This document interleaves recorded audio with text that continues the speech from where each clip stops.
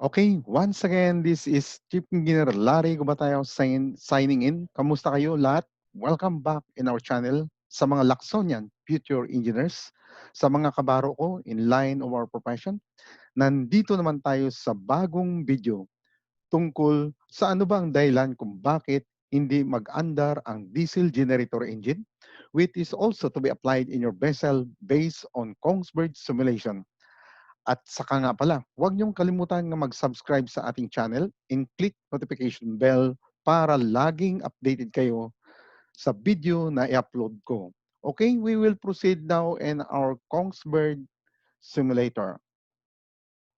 So, dito na tayo ngayon sa ating generator, diesel generator, no? Number 1, kung saan nakita natin ay tumatakbo. So, ang gagawin natin na senaryo ay kailangan i-shutdown natin.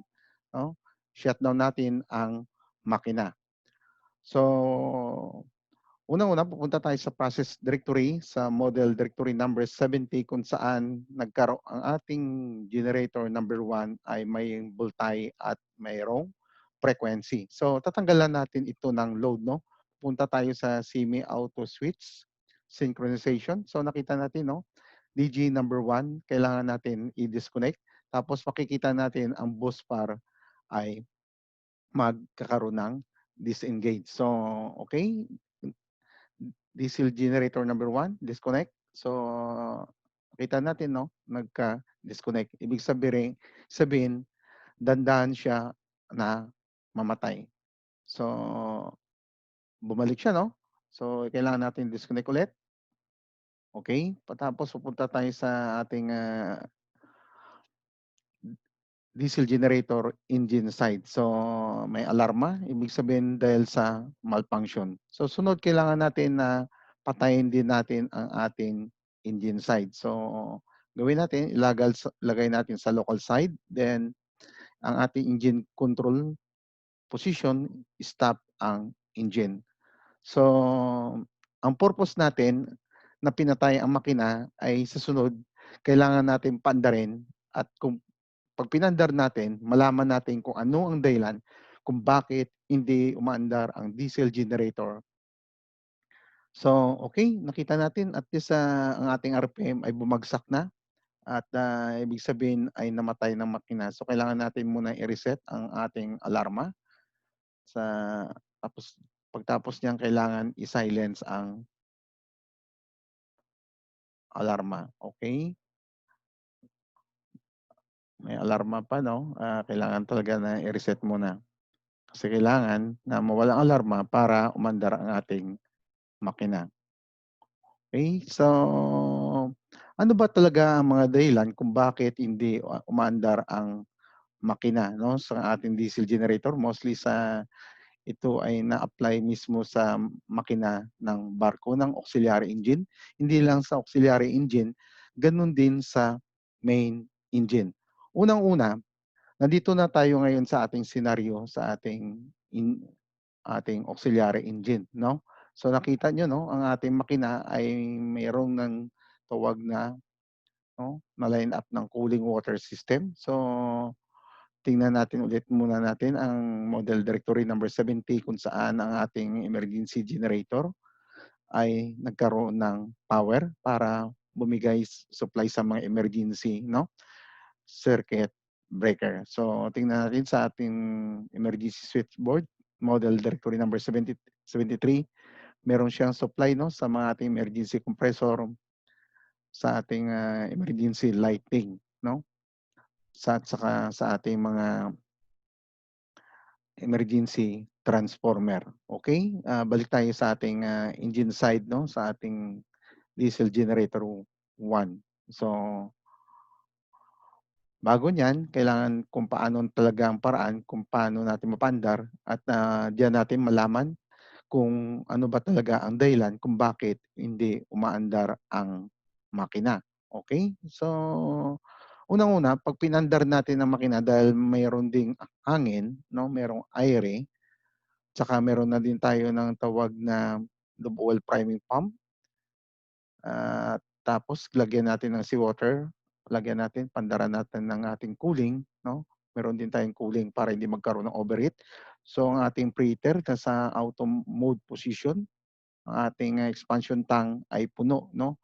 So kung kulang dito natin supplyan, no, para kailangan ng cooling para hindi din na ma-overheat ang ating makina. So okay, close. So after that,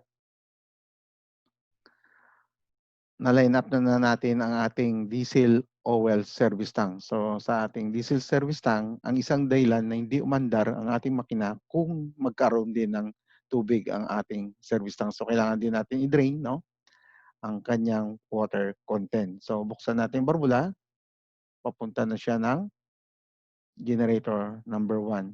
So ibig sabihin, pag sinarado natin itong sa ating senaryo, ang tawag na fuel oil shut-off valve, no, during starting of engine, malaman natin kung talaga kung umaandar ba talaga ang makina. Okay, no? So makita natin na bumild up ang RPM. So tingnan natin kung ano ang mangyari dahil nakalimutan ng engineer na buksan ang fuel oil shut-off valve. So nakita niyo, no? Fuel shut-off valve nag-alarma. So ang RPM niya ay bumabagsak. Ang sunod niyan ay namatay na ang lahat na freshwater pump, fuel oil pump, tsaka yung lube oil priming pump, pitted pump. Ibig sabihin, ang isang dahilan na namatay ang makina because of lack of fuel oil supply. No? So okay, buksan natin na ang ating fuel shut-off valve para umandar ang makina.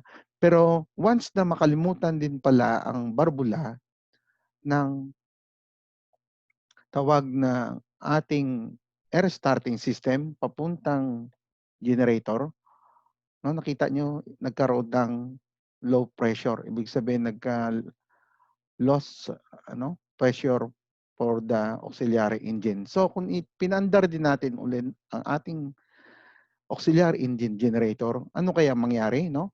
So ibig sabihin hindi pala mag-andar kasi walang pressure. Okay? So, isa din dahilan kung bakit hindi pala mag-andar ang makina dahil minsan hindi lang pala may tubig ang ating tangke, ganun din kung wala ang pressure ang ating reservoir tank papuntang makina. So, okay, binuksan na natin, meron ng pressure. So, at least nagkaroon ng 27.12 bar na para paandarin ang makina. So take note, no, ano ba talaga ang mga dahilan pa bakit hindi umaandar ang diesel generator, no? May posibilidad na ang inyong turbine side, no, during starting of engine, no, once nga kinect nyo, binuksan nyo to ang filter, pag pinaikot yung compressor well, na once na ito'y napakatigas na hindi umiikot, ibig sabihin ay hindi pala mapapaandar din ng makina. So, okay, no? Ano pa ba ang dahilan at hindi pa rin mapaandar ang makina? Pwede pala ang ating injection pump individually na once na nagkaroon ng hangin o tumigas ang kanyang plunger and barrel ay hindi din pala makapaandar ng makina. Pwede din pala na ang ating fuel valve individually sa cylinder 1 to 6, once na hindi siya proper distribution of fuel, hindi siya proper of automation, hindi proper of calibration with the specified pressure, ay hindi din pala makapaandar ng makina. Kung ang inyo fuel valve, no, ay nagkaroon ng barado at ang inyong intake or exhaust valve ay nagkaroon ng butas, pwede din pala na hindi mag-andar ang makina. So, ganun ang mga dahilan, no? Sa kung iano naman natin dito sa turning gear, once na hindi mo pala nilagay ang turning gear bar, no? Pag hindi nag-contact sa limit switch, ay hindi siya magkaroon ng standby dito sa ating panel board sa generator number 1 ay hindi din pala makapaandar ng makina. Kung sa mga main engine, once na mag-engage at nakalimutan ng engineer na hindi ma-disengage ang turning gear, ay hindi din pala mag-andar na makina kasi kung bakit, during starting air, ang hangin pupunta muna ng turning gear 'no, merong tawag na interlocks or limit switch na once nagkamali ang engineer, hindi sasabog ang turning gear at hindi masisira ang makina. So ang mangyari, magkakaroon ng interlock, hindi magkaroon ng starting of engine.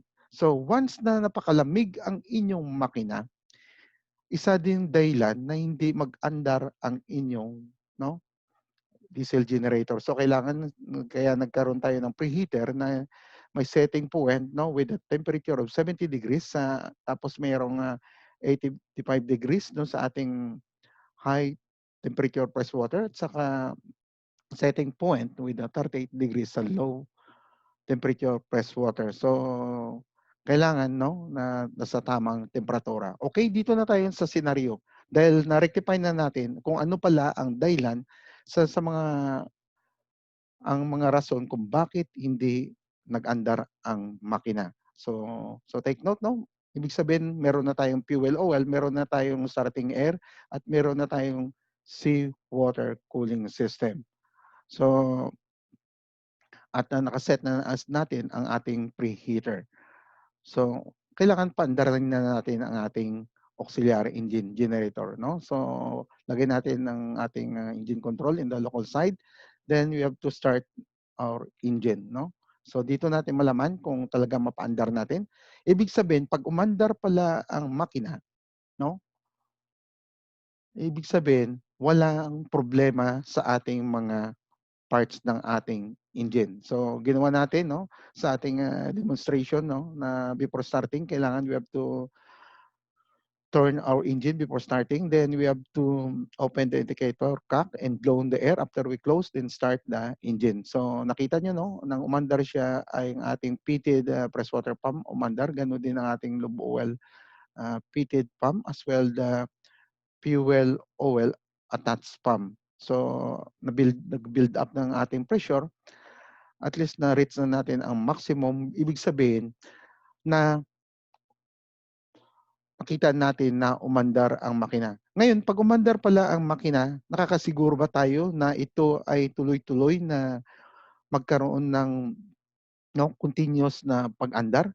So, ang ginagawa ng engineering practice 'no, nang siya 'pag once na umandar ng makina ay once na nagkaroon na ng load 'no, itong silindro na 1 to 6 ay kinukuhaan ng tawag na maximum or compression pressure individually. 'Pag nalaman nila na mababa ang compression o mahina ang pressure, ibig sabihin sa chineck nila sa mga silindro ay may posibilidad pala na huminto ang makina. So, at least 'no, umandar siya pero may posibilidad pala na huminto. So, kailangan pala na ang ating, proper maintenance based in our PMS or plant maintenance system to be carried out regularly, no, based in its running hours, no. So kung bakit, once na hindi natin mapalo, no, there is possibility it will cause, no, inoperative of our engine, and will cause also the malfunction of the engine and will shut down the entire system of the engine. So then after that, it when the engine will shut down, it will cause blackout of the engine. Okay, at least nag-start na natin, no? Pupunta tayo sa process directory kung saan punta tayo sa model directory number 70. Nakita natin ang ating, diesel generator 1, kailangan natin i-synchronize. So sa binanggit ko nakaraan, merong direct synchronization sa ating, semi-auto synchronization, no, direct, no. Okay, i-check natin directly. So nakita niyo pumasok siya. So at meron din paraan na isa na either by manually. Okay, i-disconnect natin ulit para makita niyo 'no, ang manual. So na at least 'no, nag-disconnect ang ating bus bar. So may alarma, kailangan natin i-reset muna ang ating alarma para pumasok siya 'no, ang ating bus bar. Okay. After that, punta tayo sa number 142. Okay, we have to set and generator number 1 synchroscope, gano'n din ang ating semi-synchronization. So, pagtapos niyan kailangan natin na i-synchronize 'no. So, bantayan natin yung ating synchronoscope clockwise 'pag nasa 11 o'clock 'no, at kailangan na siya na mag-connect ang breaker. So, nakita niyo 'no, at kumonect ang breaker. So, balik natin sa ating bus bar, pumasok na siya at, balik tayo sa ating engine side. Nakita natin ang generator number 1, meaning na wala ng problema. So, punta tayo sa ating, model directory, 101 power chip generator. So, at least nakita natin na nagkaroon na ng voltahe. So, okay.